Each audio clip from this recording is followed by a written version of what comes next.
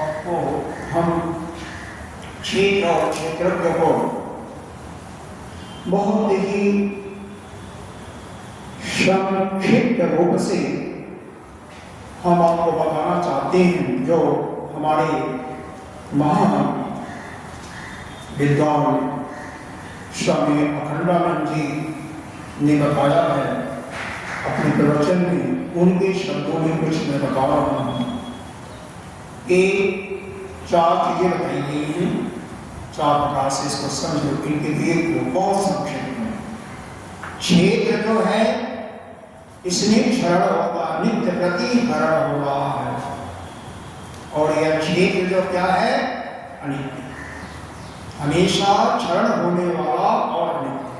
वहीं पर क्षेत्रज्ञ जो है वह क्या है, वो हमेशा एक अंश लाता हुआ नित्य। ठीक है, पहला भेद हो गया कि क्षेत्र जो है वह परिवर्तनशील, हर क्षण उसमें परिवर्तन होता हुआ अनित्य। लेकिन वहीं पर क्षेत्रज्ञ जो है हर समय एक अंश होता हुआ क्या है, नित्य। उसमें कोई हरण नहीं होता, कोई क्षरण नहीं होता। दूसरा, क्षेत्र जो है विकारी है, जैसा कि अभी बताया गया, इच्छा, आवेशम, दुखम, सुखम, संघात, चेतना, विधि, इन विकारों से युक्त है। लेकिन क्षेत्रज्ञ जो है क्या है, वह निर्विकार, उसके अंदर कोई विकार नहीं है, और क्षेत्र के अंदर यह विकारों से समझ में आ रहा है। तीसरा, यह जो है विकारी होने के कारण क्षेत्र, विकार किसमें, क्षेत्र में, और क्षेत्र का मतलब आपका शरीर। तो आप अपने शरीर को समझिए, यह क्या है, वृथा है, यह काल्पनिक है, यह शरीर आपका नहीं।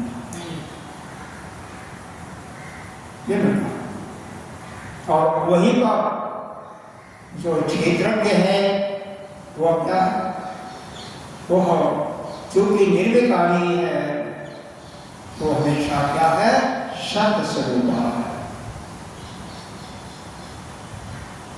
ठीक है, तीन हो गए।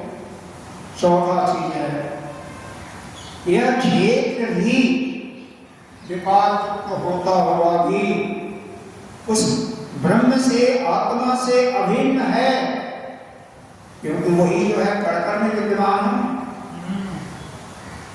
तो अभिन्न होता हुआ भी उसी ब्रह्म पर अध्यस्त है, वह अधिष्ठान है, और यह इस पर अध्यस्त है।